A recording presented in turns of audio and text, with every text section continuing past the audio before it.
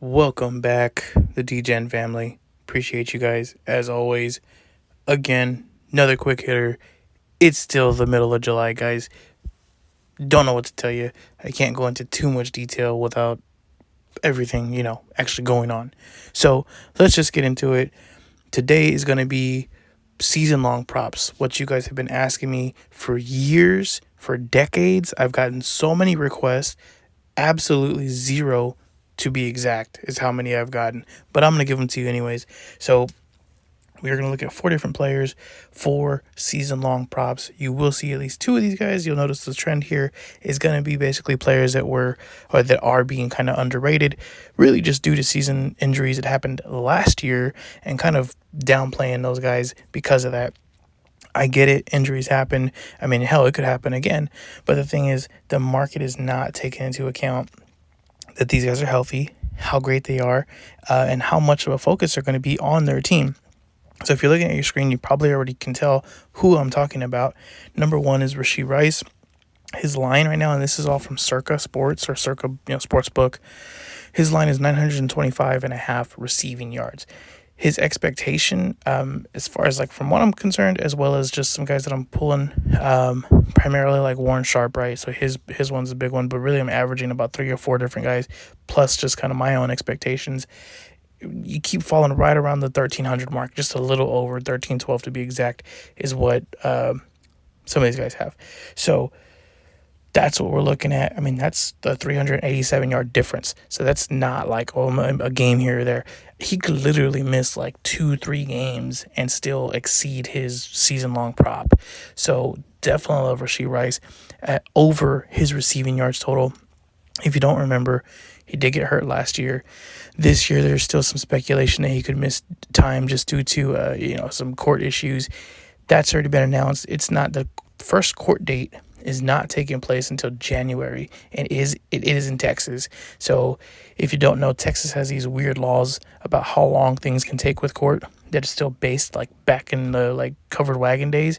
And because the state's so huge, there's this really elongated amount of time that they can use to set court dates out. So because of that, even though the first hearing is not until January, and I don't know how many of you have been involved in court cases before, hopefully not many, but if you're cool, you probably have been. So in case you don't know, that first one is really just like a check-in thing, like, hey, you're here, you're not, like skipping court on us or whatever. So there's not a whole lot that's going to happen. So he's not missing time this season, at least not due to court stuff. So take the over now, because I can almost guarantee you that when we get into preseason and into camp and you hear these guys talking him up, that number is going to be bigger. I would not be surprised if he gets way closer to 1,000 yards as his season long total. Secondly, though, we have Christian McCaffrey. Name gets kind of cut off here, but his line was circa is 950.5. We all know who Christian McCaffrey, guys. I mean, we know who he is, right? He was hurt last year, coming off the injury, coming off the Achilles. It wasn't Achilles tear, but like Achilles tendonitis. Whole different thing. It seems to be behind him now. He's worked through it. He's a full go. That team has lost pieces. Even the pieces they do have still, like Brandon Ayuk, he's not 100% yet. He's probably not going to be 100%, at least for a couple weeks into the season. They're going to rely on this guy. I mean, they're going to somewhat have to, at least until everybody kind of gets back on the same page.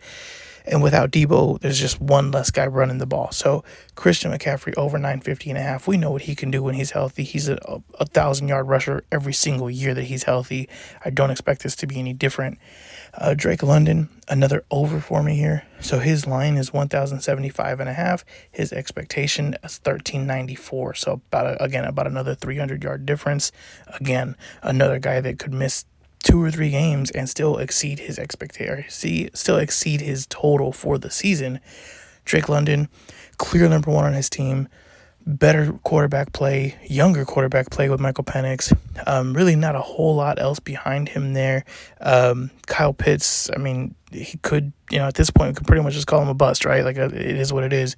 There's just not really a whole lot of depth on that wide receiver room or any part of that room besides him and Bijan. So him going over as the focal point of a young quarterback with a team that is most likely going to end up having a pass because the defense is still not great. Even though they are adding a lot of pieces, it's not going to be an overnight deal. Give me Drake London to go over his total. Lastly, Tony Pollard, and this is my favorite part where I finally get to do an under because sometimes I'm lame like that and I like unders. Tony Pollard, his line is 900 yards. His expectation is 856. So obviously it's a much smaller difference there. From all these guys that are overs are like way over the unders, even though it's 43 yards as far as like what I have expected for him. Obviously, there's a million different things that can go wrong. He could be completely benched for Tajay Spears. He does have a legitimate, number 2 guy there that can do something with the ball. He could get injured. And lastly, something that really hasn't been talked about too much is Cam Ward, the rookie quarterback for the Titans, has wheels, guys. He can move. So yes, it does help running backs usually because he gets a few more lanes. Defense can completely focus on them. But what I think that's gonna do is it's gonna probably eat away a little bit more at Pollard and at Tajaé Sharpe, because Ward's going to be running the ball. If it's not there, he's pulling it, he's running it. If they're doing an RPO, especially the first couple of weeks as he's getting used to NFL speed, that guy's pulling it and taking it.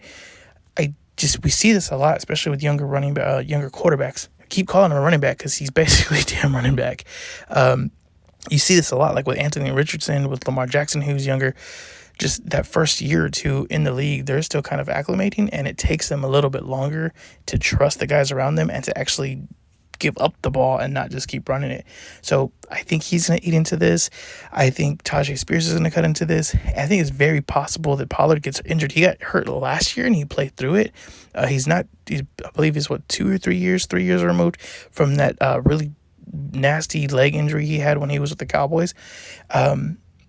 And he's gotten a lot of carries on it. He got a lot of work last year with the Titans behind a team that's just not really that good and can't block that well. So I'm not wishing injury like we obviously, we never do. You have to say that, of course. But that's a real serious issue that I have with Tony Pollard this year. I was really high on the guy last year, and this year unless I just get him given to me in fantasy, I'm not even touching him there. So give me the under on Tony Pollard. That's it. That's a wrap, guys. So I appreciate you taking the time to watch this. I may come back with another one. I've been looking at quarterbacks, so depending on what we have as we get a little bit closer to the season, maybe we'll look at that for season-long props. But other than that, I'll come back here, like I said earlier, in the off-season, just showing you guys how to build the tracker, how to build the chart, sharing my information with you guys, and then go over, of course, week 3 in the preseason.